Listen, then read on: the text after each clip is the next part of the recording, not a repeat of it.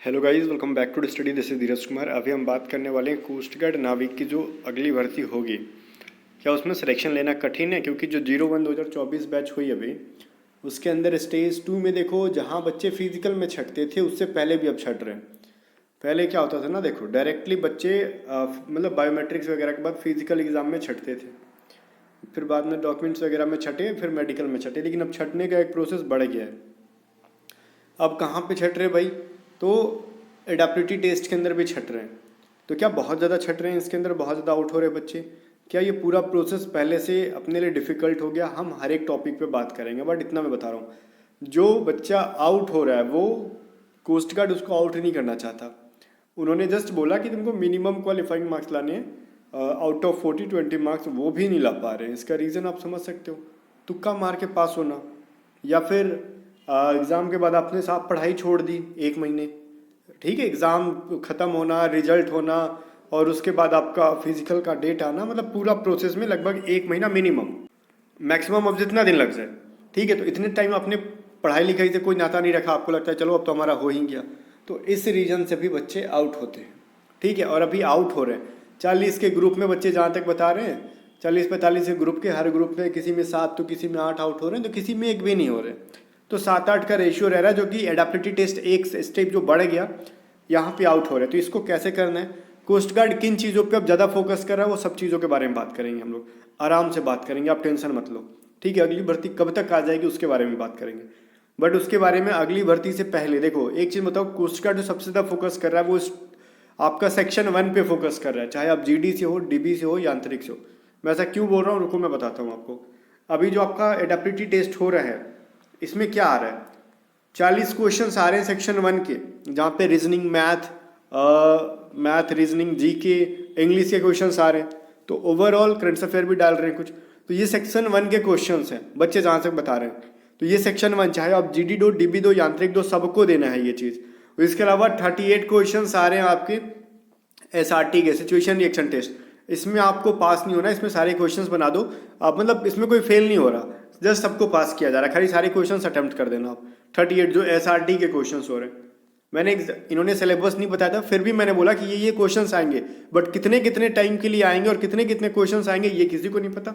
बहुतों को सिलेबस भी नहीं पता था एडेप्टिविटी टेस्ट का। मैं सिंगल इंसान हूँ जो मैंने एग्जैक्ट बताया था कि क्या चीज़ें आएंगी, और मैंने पॉसिबिलिटी भी बताई थी कि देखो इसके अंदर हो सकता है कि मिक्स करके दे दे या फिर अलग अलग दे। तो ऑब्वियस चीज़ है, ये अलग अलग दे रहे हैं। एसआरटी के इन्होंने 38 क्वेश्चंस, कुछ कह रहे हैं 40, कुछ कह रहे हैं, मतलब मैक्सिमम लोग 38 कह रहे हैं। तो एसआरटी के 38 क्वेश्चन दे रहे हैं 30 मिनट के अराउंड, ठीक है, या फिर 20 मिनट ऐसा कुछ करके, जिसमें 30 मिनट ही दे रहे हैं, जहाँ पर पूरा क्वेश्चंस कर लेना है। हर बच्चा कर लेगा, देखो मैं कह रहा हूँ हर बच्चा कर लेगा 38।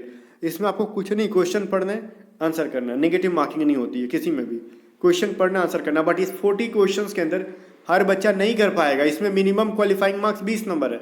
20 नंबर कब? जब आपको इंग्लिश आती होगी तब, अगर आप तुक्का मार के पास नहीं होंगे तब। अगर आपको रीजनिंग की, आपकी प्रैक्टिस, मैथ की थ्योरीज वगैरह आप एग्जाम के बाद भी देख रहे होंगे तब।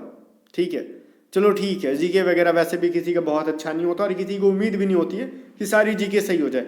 कोई दिक्कत नहीं है, 40 में 20 ही लाना है भाई। तुम रीजनिंग मैथ तो पूरा कर सकते थे, कोस्ट गार्ड एग्जाम दे रहे हो, चाहे आप डीबी दो, जीडी दो, यांत्रिक दो, तीनों के अंदर सेक्शन 1 आ रहा है 60-60 नंबर का, उसी को ये 40 नंबर में एग्जाम में ले रहे हैं। तो आप समझ रहे हो, ओएमआर पेपर के ऊपर। तो आपको फोकस करना होगा। तो अब मेरी बैचेज में अगर कोई बच्चा पढ़ रहा होगा, उसको सेक्शन 1 के या फिर एडेप्टिविटी टेस्ट के अंदर सोचना है, सवाल ही नहीं है भाई। हमने सेक्शन 1 फोड़वा दे रखा है, सेक्शन 1 मैंने पढ़ाया ही है। और मेरे साथ पढ़ के जो बच्चा है ना, बहुत जो रिजल्ट ले रहे हैं, वो मैक्सिमम लोग कह रहे हैं कि नहीं हमारा तो क्लियर हो जा रहा, मेडिकल वगैरह के लिए वेट कर रहे हैं, तो कुछ मेडिकल वगैरह में उनको पॉइंट वाइट मिल रहा है, तो वो चीज़ें अलग है, तो वो तो फोड़ रहे हैं भाई। ठीक है, तो आपने जीडी में अगर बहुत, जीडी से कोई बच्चा, यांत्रिक से कोई बच्चा, अगर उसने सेक्शन 2 पे बहुत ज़्यादा फोकस कर रखा है, अच्छी बात है, बहुत अच्छी बात है। लेकिन सेक्शन 1 पे बहुत ज़्यादा फोकस्ड रहो, उससे भी ज़्यादा। क्योंकि देखो कोस्ट गार्ड में देख रहा हूँ ओवरऑल, चाहे आपका यांत्रिक हो गया, जीडी हो गया, या फिर डीबी हो गया, इवन आपका कोस्ट गार्ड असिस्टेंट कमांडेंट, पता है असिस्टेंट कमांडेंट के अंदर क्या किया इन्होंने? कोई बच्चा पहले अगर ये इंजीनियरिंग बैकग्राउंड से था ना, तो उसका पेपर अलग होता था। ठीक है, ईकेटी करके एक इंजीनियरिंग बैकग्राउंड का क्वेश्चन पेपर आता था और सेक्शन 1 जो भी होता है वैसा पेपर उनके अंदर आता था।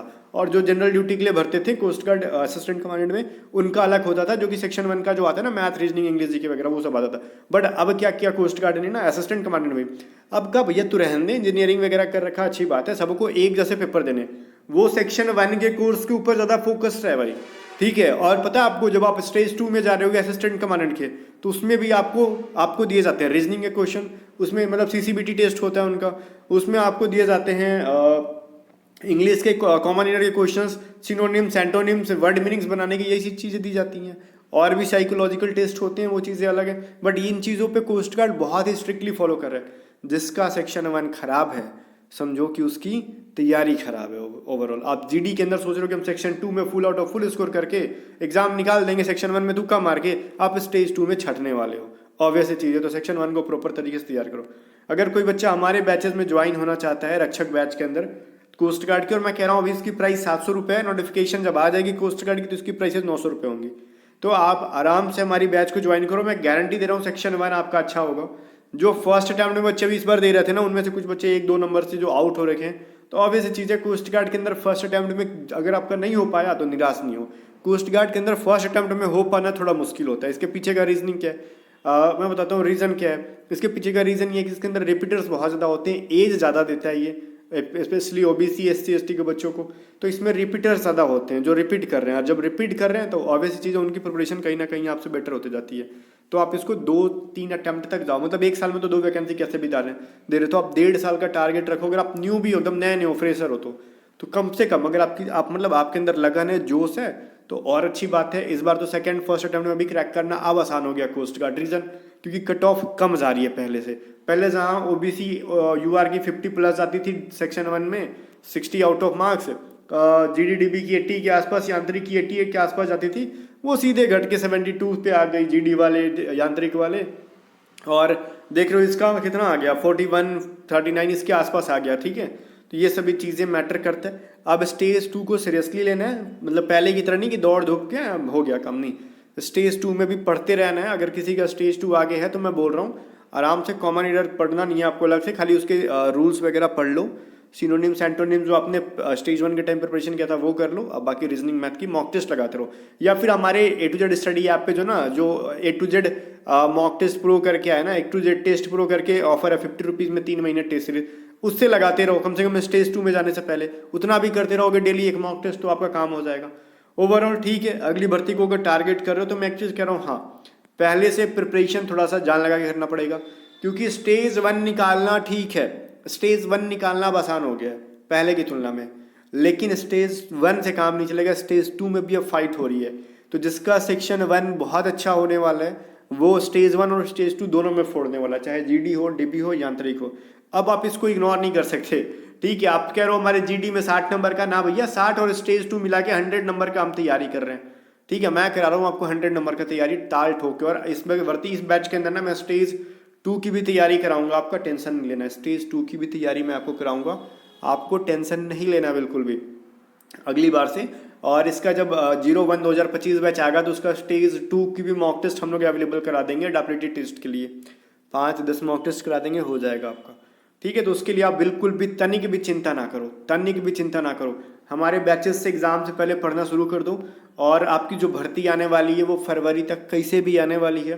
ठीक है, प्रोसेस सब कुछ ठीक ठाक है, कोई डिले नहीं है अभी तक, जहाँ तक हमने देखा सब कुछ ऑन टाइम चल रहा है। तो आप जनवरी एंड या फिर आप फरवरी तक देखने के लिए मिल जाएगा, या फिर ठीक है जनवरी एंड या फिर फरवरी के फर्स्ट वीक तक देखने के लिए मिल जाएगा इसकी भर्ती।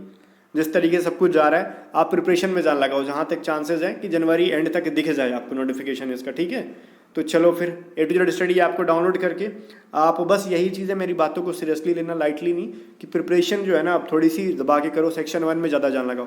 कैसे भी कोशिश करना है कि हमारा सेक्शन 1 का जब मॉक लगा रहे हैं ना, तो GD DB यांत्रिक कुछ भी हो तो 60 में से 50+ करें या फिर 55 जाए, भले कट ऑफ क्या आ जाएगा उससे अपने को मतलब नहीं। हमारी तैयारी एक बार ज़बरदस्त हो जाएगी ना, तो बाद में जब हमारा रिटन क्लियर हो गया, फिजिकल जब हम तैयारी कर रहे होंगे, हम उस टाइम सेक्शन 1 अच्छा से ना भी पढ़े ना, तो खाली मॉक लगा के हम तैयारी को जिंदाबाद रख सकते हैं। ठीक है, और कुछ नहीं। बाकी चलो मिलते हैं नेक्स्ट वीडियो में, तब तक के लिए बाय बाय। वीडियो लग रही है शेयर कर देना।